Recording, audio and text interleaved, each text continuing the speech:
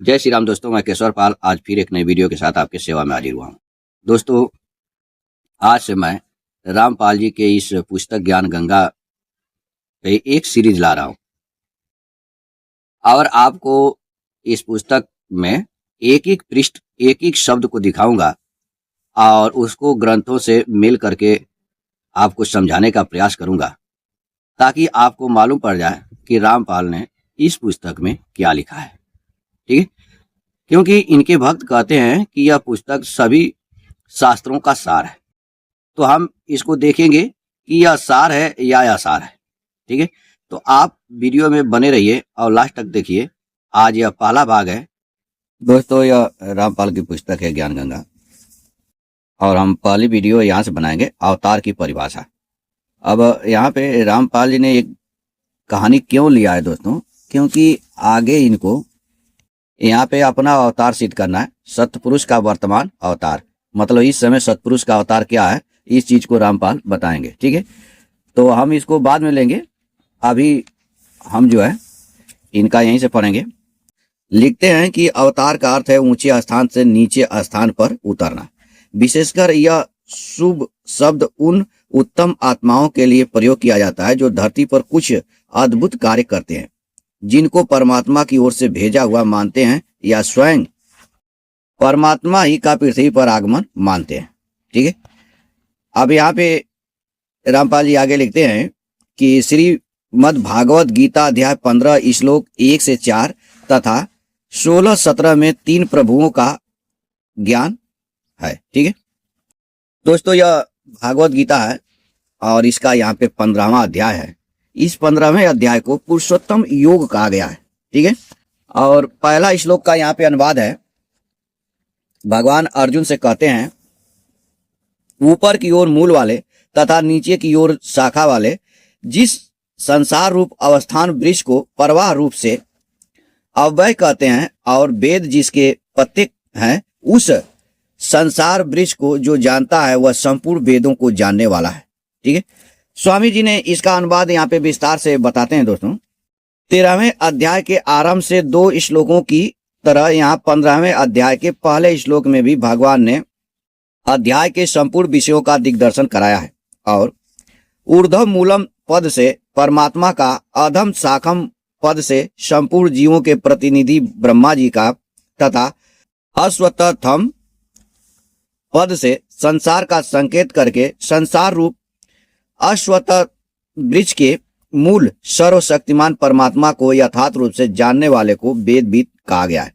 ठीक है, यानी यहाँ पे दोस्तों स्वामी जी क्या कह रहे हैं कि ऊर्ध्व मूल से परमात्मा के लिए और अधः शाखम से ब्रह्मा जी के लिए, क्योंकि ब्रह्मा जी से ही सारी सृष्टि प्रकट होती है दोस्तों, और अश्वत्थम शब्द से संसार का संकेत किया गया है। जो इसको जानता है, यानी जो भगवान को जान जाए, ब्रह्मा जी को जान जाए और संसार को जान जाए, उसी को वेदविद कहा गया है। ठीक है, वेदों को जानने वाला। अगले श्लोक को हम लोग देखते हैं दोस्तों। अगले श्लोक में क्या कहा गया है, यहाँ पे श्लोक 2 है। इसमें भगवान क्या कहते हैं अर्जुन से, उस संसार वृक्ष की गुणों सत्व रज और तम के द्वारा बढ़ी हुई तथा विषय रूप कोपलों वाली शाखाएं नीचे, मध्य और ऊपर सब जगह फैली हुई है। मनुष्य लोक में कर्मों के अनुसार बांधने वाले मूल भी नीचे और ऊपर सभी लोकों में व्याप्त हो रहे हैं। यहाँ पे स्वामी जी ने बड़ा अच्छे तरीके से समझाने का प्रयास किया है दोस्तों। हम थोड़ा स्वामी जी की देखते हैं क्या लिखते हैं कि संसार वृक्ष की मुख्य शाखा ब्रह्मा है। ब्रह्मा से संपूर्ण देव, मनुष्य, तिर्यक आदि जोनियों की उत्पत्ति और विस्तार हुआ है। इसलिए ब्रह्मलोक से पाताल तक जितने भी लोक तथा उनके रहने वाले देव, मनुष्य, कीट आदि प्राणी हैं, वे सभी संसार वृक्ष की शाखाएं हैं। जिस प्रकार जल सींचने से वृक्ष की शाखाएं बढ़ती हैं, उसी प्रकार गुण रूप जल के संग से संसार वृक्ष की शाखाएं बढ़ती हैं। इसलिए भगवान ने जीवात्मा के ऊंच, मध्य और नीच जोनियों में जन्म लेने का कारण गुणों का संग बताया है। यहाँ पे 2 श्लोक का उदाहरण दे रहे हैं दोस्तों। 13वें अध्याय का 21वां और 14वें अध्याय का 18वां। ठीक है, हम थोड़ा इसको देख लेते हैं।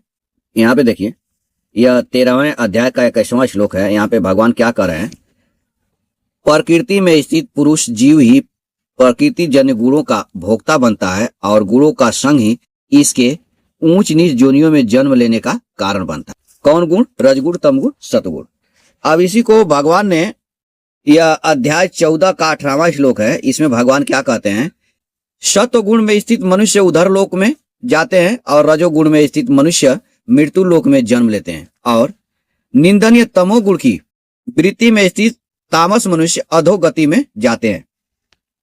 यानी दोस्तों यहाँ पे भगवान ने कहा कि जिसका सतोगुण बढ़ा हो, अगर वो उस टाइम मर जाता है तो ऊपर के लोकों में जाता है, और जिसमें रजोगुण बढ़ा हुआ है वो अगर मर जाता है तो धरती पर जन्म लेता है, और जिसमें तमोगुण बढ़ा हुआ है अगर उस टाइम वह व्यक्ति मर जाता है तो वह अधोगति में यानी नरकों में चला जाता है। ठीक है, इसी चीज को यहाँ पे बताया गया है।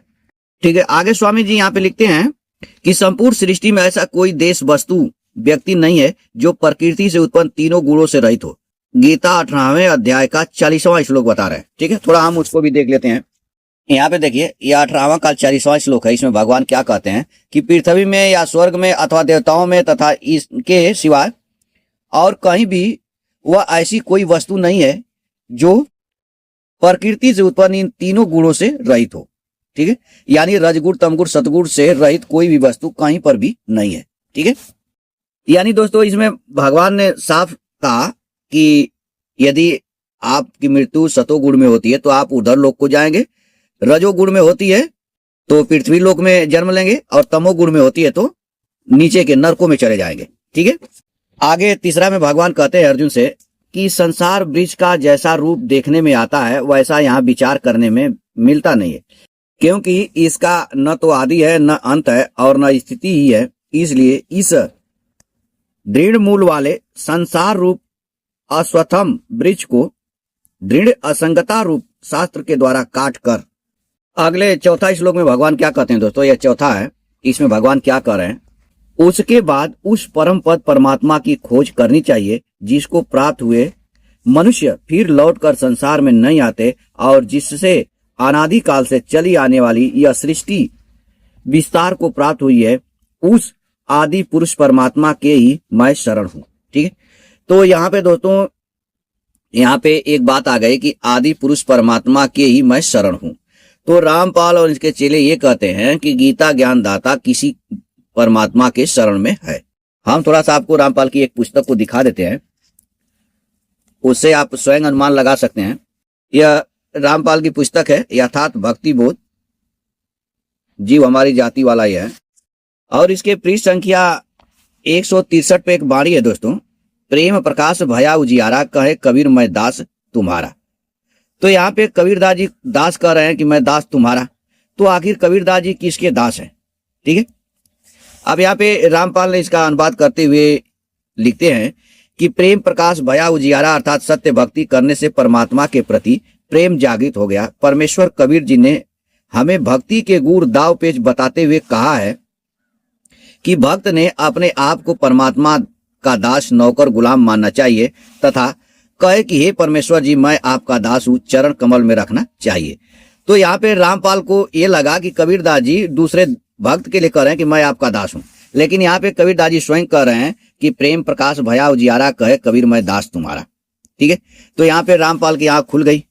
अब जैसे कबीरदास जी की एक और बारी है दोस्तों, कबीरा कुत्ता राम का, मोतिया मेरा नाम, गले पड़ी जेवड़ी जीत की तू निज जाओ। यहाँ पे कबीरदास जी अपने को कुत्ता कह रहे हैं, तो क्या हम जाने की, क्या हम इसका अर्थ लें कि कबीरदास जी एक कुत्ता है? ठीक है, तो यहाँ पे दोस्तों रामपाल की आंखें जो है खुल गई। कुल कहने का मेरा मतलब ये है, और यहाँ पे इसको पता चल गया रामपाल को कि यहाँ पे कबीर परमेश्वर दास के लिए कह रहे हैं, भगत के लिए कह रहे हैं। ठीक है, अपने लिए दास नहीं कह रहे हैं। लेकिन जब रामपाल इसमें आया दोस्तों गीता में, तब इसके दिमाग की बत्ती जो खुली हुई थी वो बंद हो गई। अब यहाँ पे इसको क्या लगा कि ये भगवान जो है अपने लिए कह रहे हैं कि मैं किसी के शरण में हूं। ठीक है, तो यहाँ पे भगवान किसके लिए कह रहे हैं दोस्तों, कि जो इस संसार को काटेगा। ठीक है, जिसके लिए कह रहे हैं कि उसके बाद उस परम पद परमात्मा की खोज करनी चाहिए जिसको प्राप्त हुए मनुष्य फिर संसार में लौट कर नहीं आते, और जिससे अनादि से चली हुई आने वाली सृष्टि विस्तार को प्राप्त हुई है, उस अनादि पुरुष परमात्मा के ही मैं शरण हूं। ऐसा भाव किसको लाना है? भगत को लाना है। ठीक है, यानी अर्जुन से कह रहे हैं कि ऐसा भाव लाना चाहिए। ठीक है, लेकिन यहाँ पे रामपाल के दिमाग की बत्ती जो है गुल हो गई थी, और उसने जो है भ्रमित करने का प्रयास किया।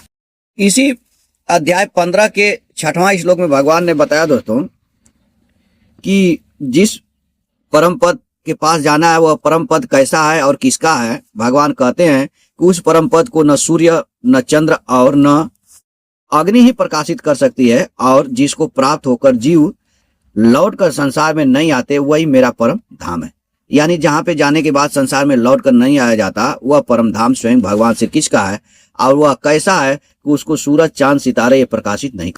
यह वही श्लोक है दोस्तों जो रामपाल जी ने लिखा कि 16-17 में 3 भगवानों का वर्णन है, पुरुषों का। ठीक है, तो ध्यान से इसको सुनिएगा। यहाँ पे क्या कहा गया है, इस संसार में क्षर नाशवान और अक्षर अविनाशी, ये 2 प्रकार के ही पुरुष हैं। संपूर्ण प्राणियों के शरीर क्षर और जीवात्मा अक्षर कहा जाता है। अब जैसे दोस्तों इसको समझने के लिए ऐसे समझेंगे, यहाँ पे अर्जुन जो है प्रश्न करता है और भगवान उत्तर देने वाले हैं। मानो भगवान अर्जुन से कह रहे हो कि दमौ पुरुष लोके, तो अर्जुन तुरंत पूछेंगे दोस्तों कि वह कौन कौन से पुरुष हैं। जैसे भगवान कहें कि 2 पुरुष हैं संसार में, तो अर्जुन तुरंत पूछेंगे दोस्तों कि कौन कौन। तो भगवान क्या कहेंगे, क्षर अक्षर एवं च, क्षर और अक्षर यही 2 पुरुष हैं संसार में। ठीक है, अब अर्जुन पूछेंगे कि क्षर और अक्षर को क्या कहते हैं, तब भगवान कहते हैं कि क्षर सर्वाणि भूतानि कुष्ठ है तो अक्षर उच्यते। क्षर को संपूर्ण प्राणियों के शरीर को क्षर कहते हैं और आत्मा को अक्षर कहते हैं। ठीक है, आप समझ गए। संसार में 2 पुरुष हैं, कौन कौन, क्षर और अक्षर। क्षर को संपूर्ण प्राणियों की जो शरीर है उसको क्षर कहते हैं, और जो आत्मा है उसको अक्षर कहते हैं। ठीक है, 17वां में भगवान कहते हैं अर्जुन से, उत्तम पुरुष तो अन्य विलक्षण ही है। किससे विलक्षण है, जो क्षर और अक्षर यानी शरीर और आत्मा से अलग कौन है, उत्तम पुरुष है। जो परमात्मा इस नाम से कहा गया है वही अविनाशी ईश्वर तीनों लोकों में प्रविष्ट होकर सबका भरण पोषण करता है। यानी क्षर शरीर और अक्षर आत्मा से एक विलक्षण पुरुष है जिसको परमात्मा कहते हैं, वही तीनों लोकों में प्रविष्ट होकर के सबका भरण पोषण करता है। ठीक है, अब अर्जुन तुरंत पूछेंगे दोस्तों कि फिर आप कौन हो, क्योंकि लग रहा है हमको कि आपसे अलग कोई परमात्मा है, तो फिर आप कौन हो। तो अर्जुन को भगवान बताते हैं यह 18वां श्लोक में, कारण कि मैं क्षर से अतीत हूं और अक्षर से भी उत्तम हूं, इसलिए लोक में और वेद में पुरुषोत्तम नाम से प्रसिद्ध हूं। ठीक है, यहाँ पे भगवान कह रहे हैं दोस्तों कि मैं क्षर यानी शरीर से अतीत बहुत दूर हूं और अक्षर यानी आत्मा से भी उत्तम हूं। ठीक है, जो उत्तम पुरुष यहाँ बताए 17वां में कि तीनों लोकों में भरण पोषण करता है, उस उत्तम पुरुष के बारे में कह रहे हैं कि क्षर यानी शरीर से मैं बहुत दूर हूं और अक्षर से उत्तम हूं, इसलिए लोक और वेद में पुरुषोत्तम नाम से प्रसिद्ध हूं।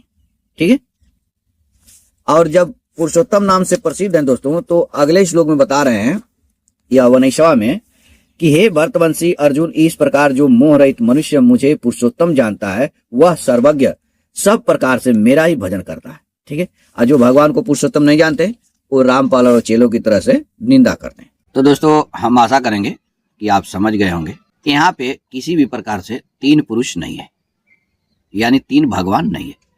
क्षर शरीर को कहते हैं, अक्षर आत्मा को कहते हैं। इन क्षर और अक्षर यानी आत्मा और शरीर से जो उत्तम है उसको परमात्मा कहते हैं, और वह परमात्मा स्वयं भगवान श्री कृष्ण है। ठीक है, तो आज के लिए इतना ही, फिर मिलेंगे नेक्स्ट वीडियो में। तब तक के लिए जय सीताराम।